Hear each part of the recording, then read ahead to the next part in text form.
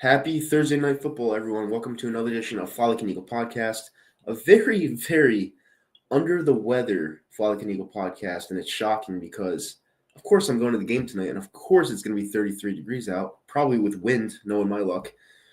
I developed this cold last night. I'm going to get this out. I'm never considering not doing a show again because of a sickness. So let's get this out. Let's get it going. Tonight's game is the toughest game of the schedule. Well, thus far. We have the Baltimore Ravens in a couple weeks. Understandably, in Baltimore, we never won there. I don't think we've ever won there, but that's 2 weeks from now. We'll ride that ship when it gets here. But tonight's game is going to be a good one because Jayden Daniels looks like an absolute monster. And for me, me watching the Redskins and the Commanders growing up as our rivals, they were really stuck in purgatory. Like they platooned every year. They didn't have any quarterbacks, and when they had a quarterback, they'd get injured. They never had a great running game. They had running backs that would get you to from point A to point B certain games, but they never had that certain running back for their feature. And they have Brian Robinson, who's back tonight. He's going to face us. And they have Austin Eckler, who is an absolute monster for damn near 5 to 6 years over there at the Chargers. So those are two running backs we're going to have to obviously shut down. They're not the best running backs, but still they serve a purpose. We just got to worry about shutting down Terry McLaurin, Zach Ertz, and company. So I'm not really worried about this game. I'm more worried about the feet of Jayden Daniels, and I'm worried about his arm because it's very explosive. But we're home. We should get this W. The last couple weeks, well, actually the last 4 weeks, I've seen this defense play. I think they can play with anybody. I think this team is a Super Bowl team, and if they win this game by 14 points, which I think they will, not to spoil anything, just did, I think they're well on their way to the 1 seed in the NFC. And I know I'm disrespecting the Lions a little bit. I get it. But the Lions, to me, I don't know what it is. They had 5 interceptions last week. The Texans should have won that game. And good teams, I get good teams find ways to win, especially on the road. But good teams also don't throw 5 interceptions. Their quarterback doesn't throw 5 interceptions. So, to me, I think they're playing above their heads right now. And I think at the end of the day, if we play the way that we're meant to play and the way we've been playing on defense and offense the last couple weeks, the last 4 to 5 weeks, we're well on our way because our schedule, other than the Ravens, which they're an AFC opponent, so it doesn't really matter as much. We could afford 1 or 2 losses down the road. If we just keep playing our game, playing the way I know they can play, and this team is a 13-4 type of team, they're going to get the number 1 seed. And that's exactly what we need. I don't want to play for the number 2 seed. I know you get a home game, but you still have to play more games. I'd rather get that bye, have that division round, the championship game, and then on to the Super Bowl like we did in 2022. That's the easiest route. I want the easiest route to get there. I don't want to do a wild card. And you'd have to play through Philly. So ideally, what I really see is going to happen, if we do get to the championship game, I think it's going to be the Eagles versus the 49ers again. I think it's going to be 2 out of the last 3 years. Those, to me, that would just make all the sense in the world if the Eagles got there. Now, if the Eagles didn't get there, obviously it's going to be the Lions, because those are the 2 teams that I feel go hand in hand and complement each other. But I do see the 49ers absolutely making it to the championship game now because they just have everyone back. They have Christian McCaffrey, they have Debo, they have that new stud, Ricky Pearsall, who got shot in the chest and looks like a stud. They have a backup in Jordan Mason. They just have everybody on that team. So to me, the Lions have been the best team this year, but if you're really thinking about it as a football fan and as a purist, deep down that the 49ers have the best team. They just do. That's why we need home field. We absolutely need home field. So anyone that comes through Philly, we just have that little advantage, Since again, it would be an afternoon game. Last year was a night game. So this time would be an afternoon game. I feel like that's an advantage towards us because afternoons, there's just something weird about them. Those games we usually win, like historically, against the Atlanta Falcons in 2005, against the 49ers in 2002. They were both afternoon games. It's weird. Trust me, you might not get it, but I would prefer that. I'm looking way down the road because I just feel like I don't know what it is. the NFL to me, the games I've been watching, they're garbage. This product is absolute garbage. And I just don't feel like a majority of the teams, especially on the NFC side, scare me. And in the Super Bowl, it's a coin flip. Either team's going to win. So it's one of those things, like my friend always says, in 2002, we literally walked into the Super Bowl because we did walk into the Super Bowl. It was easy. That's why everyone thinks we could just get back there like that. And we should get back there like that because the product is garbage. There's two teams to deal with, and we're not going to see either till the playoffs. So we just have to play our game tonight, win this game against a pesky team. I'm not going to say they're a good team yet because the Steelers beat them in Washington last week, and you can't just jump off sides like that. That is really bad discipline. So I'm not going to say they're a good team yet, but at the end of the day, I feel, they're up and coming for sure because of one guy and one guy only, Jaden Daniels. So I have to give them some credit. They're 7-3 to start the season. We are 7-2 to start the season. They didn't have their bye yet. So let's get this shit rolling. I am excited to watch this game tonight, especially for my section tonight. My buddy's bringing me, and I think that it's one of those games where it can really show your colors, especially on a national broadcast like Amazon Prime. It's the only way to watch the game. You can't flip channels. You know exactly where to go. And the world stage is going to see us. So if we could take this opportunity to have a great game and win this game by multiple points or multiple touchdowns or whatever, it would be a great influence on us as a team moving forward. We just got to play our game, play smart football, no dumb turnovers, and just have our clamps in the secondary shut shit down, and we should be good. I know this is a work day for you guys. Obviously I'm off. I have a golf lesson in like an hour, so that's cool. I'm going to run on the treadmill. But I figured I'd punch this out because I want to be consistent. But for now, let's move on to the power rankings. Actually, I'm going to do a score prediction. Eagles win this game 31-17. I feel like the Eagles shut down the Commanders tonight. So I think 31-17 is a fair score, and that's my score prediction. So I'm going to move on to power rankings now. All right, Week 11 power rankings. This is going to be a half-hour show. Usually it's like an hour, but I'm really feeling under the weather, so I'm going to make this short. All right, so Week 11 power rankings. Last week, I had the Commanders at number 5, the Bills at 4, Detroit at 3, Ravens at 2, and Kansas City at 1. All right, until we beat the Commanders, everything changes. And I know that's very lazy, and I know that's a very lazy take. And it's a very lazy way to put things. But I can't put the 49ers in there yet, even though I think they're the best team realistically with all the talent coming back. But for right now, Week 11 stays the same as Week 10. So you got the Washington Commanders number 5. You got the Bills number 4. You got the Detroit Lions number 3. You got the Ravens number 2. And Kansas City number 1. The reason why I'm not kicking the Commanders out just yet, I know they did just lose to the Pittsburgh Steelers. I'm not a buyer on the Pittsburgh Steelers. It was a good win, but at the same time, if they didn't jump off sides there, they probably would have went down the field because they only needed 3 points. So I'm not a buyer into the Pittsburgh Steelers just yet. So I'm going to leave the Commanders there out of respect. But if we beat their ass, the Eagles are going to jump into that top 5 for sure. So that's my Week 11 power rankings, and yeah, so let's move on to the pick'ems. Fast-paced show today. All right, so Thursday Night Football, 8:15. We got the Eagles at home against the Commanders. We are a 3.5-point favorite. I like the Eagles, like I said before. I like them 31-17. This is a statement game by the Philadelphia Eagles on national TV.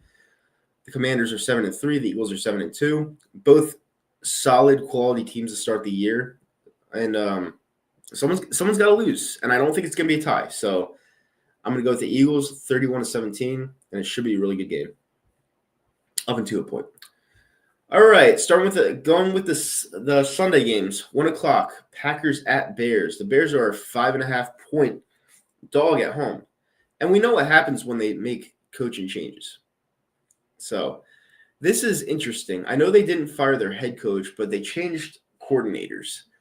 And this is interesting to me because once you change a coordinator, it sparks something on the offensive side of the ball, and that's what they're lacking right now is offense. Their defense is fine, in my opinion. Their offense just can't get anything going. And is this one of those games where the Bears spoil the Packers going on a run? It very well could be. Now, am I going to pick the Bears outright? No. But I'm going to pick the Bears with the points. I think it's way too many points at home. It's a divisional game. It's a rivalry. So I like the points. Take the Bears 5.5 at home, but Packers win outright. So that'll be my first pick of the day on that. All right. Saints at home against the Browns. The Browns stink. Jameis Winston shows a little bit, not much. The Saints looked a lot better last week with a new head coach, clearly. And I don't know. I mean, usually I would pick the Saints here. Yeah, I'm going to pick the Saints here. I'm going to be smart about it. Go with the Saints there. Outright. All right. Rams at Patriots. Let me take a sip real quick. Rams at Patriots. Patriots are a plus 4.5 dog at home. Patriots won last week at Chicago. And it's one of those games where you really don't know what's going to happen because Hunter Henry got shut down last week. So is he going to have another good game, or is he going to continue on that decline? I see it as they're going to find a spark this week. Now, the Rams defense has been playing much better. I acknowledge that. I picked them up in fantasy. I need a great defense in fantasy right now. So I picked up the Rams this week. But this is one of those games where the Rams lost a tough one last week against a declining, whatever you want to call them, Miami Dolphins team. And I just feel like it's one of those games where the Rams have to have more than the Patriots because I think the Patriots are kind of dead in the water. So I'm going to take the Rams here. I'm going to take the Rams -5, and we'll go with that. All right. Ravens at the Steelers. I'm going to make this short and sweet. These games are always 3-point games, but the Steelers are +3 at home. Take the Steelers +3 at home, but do not take them outright. I think the Ravens win this game by 1 or 2 points. It'll fuck up the spread, and they'll win the money line, but they won't win the spread, if that makes any sense. It'll be an extremely close game, but the Steelers are +3 at home for a reason. They're just not as good as the Ravens. The Ravens' offense is just ridiculous. So, yeah, take the Ravens on the money line, but it's a sneaky one. So take the Pittsburgh Steelers on the points, Ravens on the money line.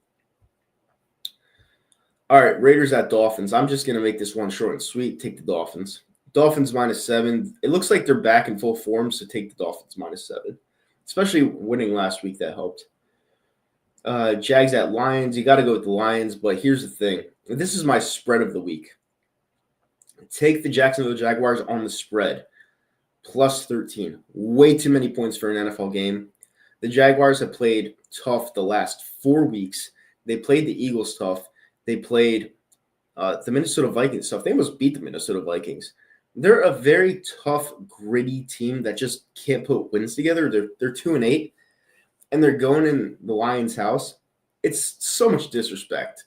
13, that number is crazy high. And I understand the Lions are playing well as a football team this year, but they're not going to cover the 13-point spread. Take the 13, and if you're feeling froggy, take Detroit outright.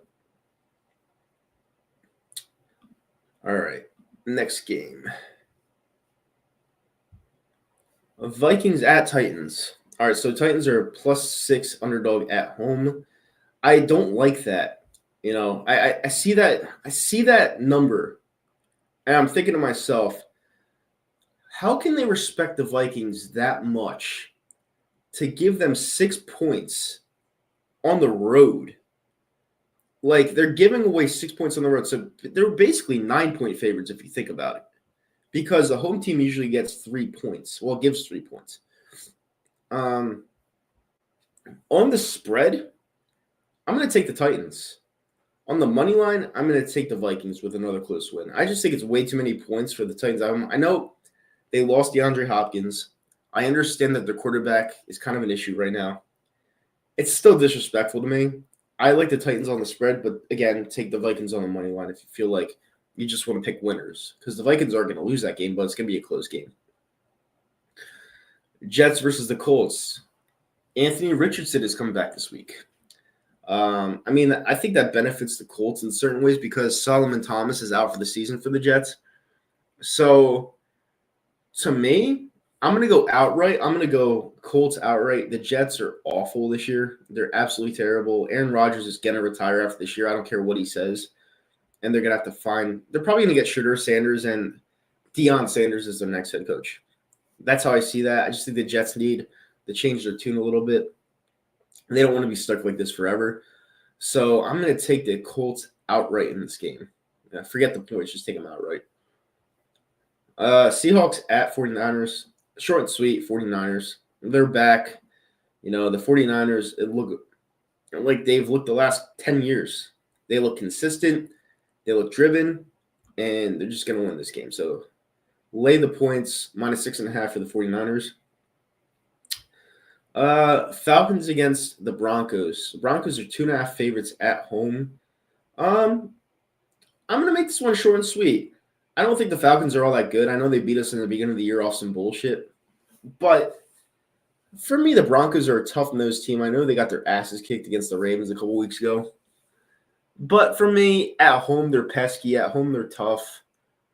I like the Broncos. Take the Broncos -2.5 at home. Chiefs at Buffalo. All right, we're going to go with our lock of the week here. Bills -2 at home, giving the Chiefs their first loss on the season. And why that's significant is because it'll set up a rematch down the road in a revenge game, especially if the Chiefs lose another game and the Bills don't lose another game. It'll set up a revenge game in Buffalo where the Chiefs will ultimately win again because that's just what happens. But this week, not so much. Buffalo's going to win, and I think they win the game by 3 points. So the line is accurate, -2 Bills. I like it a lot. Let's see. Bengals at Chargers. The Bengals with a tough one last Thursday night. It's another night game, NBC. Chargers are playing very well under Harbaugh, and Justin Herbert looks like an up-and-coming QB again. So I do like the tandem of Jamar Chase and Joe Burrow, but the logic of me says I got to go with the team playing well right now, and I'm actually going to go with the Chargers. So take the Chargers money line. They're definitely going to cover the game, but just to make sure, take the money line because it's cheap. It's like a -120. So I just like the Chargers more. I think the Chargers are playing like the better team, and there's a reason why the Bengals are losing games. They're just not coherent. They're talented, but they're not winning because sorry guys, I'm under a cold. They're undisciplined. They're dealing with a lot of shit. Coaching's not great, and they have to rely on that tandem to click every weekend. I just don't see it happening again. I do like Chase Brown though, but give me the Chargers. They're just the better team this week. And last but not least, we have the Texans at the Cowboys. Cowboys stink. They're absolutely god awful. They're 7.5 points. The Dogs at home for a reason. With that said, hear me out for a second. The Cowboys have not won a home game all year, and they used to kick ass at home. They haven't won a home game at home all year. I think I'm not going to say the Texans are going to lose this game, but give me the Cowboys with the points. The Texans are a fraudulent football team. Now, they're not as bad as the Dallas Cowboys. I never said that. But the Texans are an extremely fraudulent team. I mean, how can you pick off Jared Goff 5 times at home? And I believe they were up like 14 or more at one point. And you don't seal the deal at home. To me, anytime a team does that, you always have to go with the opposition. If Vegas is giving me this many points, you have to go with the opposition. I'm going to take the points with the Dallas Cowboys. I'm not going to say the Dallas Cowboys are going to win this game, but it's going to be a close game based off the fact that the Texans have a losing attitude. I don't like it, so I like the Cowboys for sure on the spread. With that being said, guys, I have about maybe 5 to 10 minutes left. This is the Anything Goes segment of the show.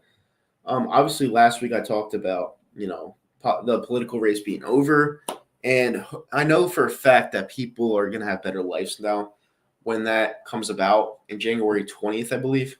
I'll actually be down in DC for the inauguration, my first one. So that should be a lot of fun. But I think people's lives will be much better going forward. And that's pretty much all I have to say. People are still upset right now. People are going haywire, like suicidal, blah, blah, blah. And I don't really understand why. The guy's been president already.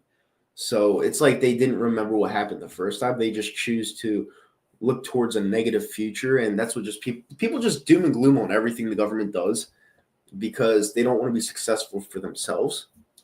And I just feel like it's one of those things you have to look past if you want to succeed in life. For me, I'm doing the show. I'm doing my investments. I'm doing some real estate. I'm doing like my golf lessons because I have one today. I'm doing things to make myself be better. I'm doing the show to make me better, because I know I can do it. But at the end of the day, there's just some people that just want everything from the government. There's people that want to blame their own shortcomings on other people. And I'm just not one of those people. So if you feel like you're a person that's never going to strive or succeed out there, there's always a brighter end at the other side of the tunnel. Always. Especially in this country. I tell people all the time, this country, the poorest person is probably the richest person in a third world country. That's how good we have it over here, and people don't understand that. And you have to take advantage of investing. You have to take advantage of property. You have to take advantage of anything that's given to you. It might cost some money. It might take some time to make solid investments in property ownings. But at the same time, anyone could do it. It's put out there for anybody. Even if you start off buying a property or a piece of property for $100 or $200, it could grow. You never fucking know. Especially if a business wants to build their land, they want to build right on that property. They're going to come to you. So you have to make solid investments. You have to make wise ones, and anyone can do it. Anyone can fucking do it. This is America. It's the best country in the world. The last 4 years, even though it was a shit show, it was still the best country in the world. Do I think Q gets his first pick tonight? I would like to believe so, but I'm gonna say no, just because I feel like he's that type of cornerback that nobody throws to, and when he does have the opportunity to get an interception, he just doesn't take it. So I'm gonna say no. I don't think he gets his first pick tonight, especially against someone like Jaden Daniels, who's been terrific. I don't think so. But yeah, guys, just anytime you have a doom and gloom type of day, just think about a better day ahead and just leave the shitty one in the past. But that's all I got to say. That's my speech for today. That's Anything Goes segment. And hopefully you guys enjoyed this incredibly quick show. 24 minutes. I feel as sick as a dog right now. I'm going to the game tonight. So hopefully I don't get more of a cold. But hopefully we win. I have us winning 31-17. And I think we get that train rolling. I think we go 8-2, get that train rolling. The one loss I have is against probably the Ravens. But other than that, I think we have a good road ahead. I really do. And hopefully you guys enjoyed watching the game tonight.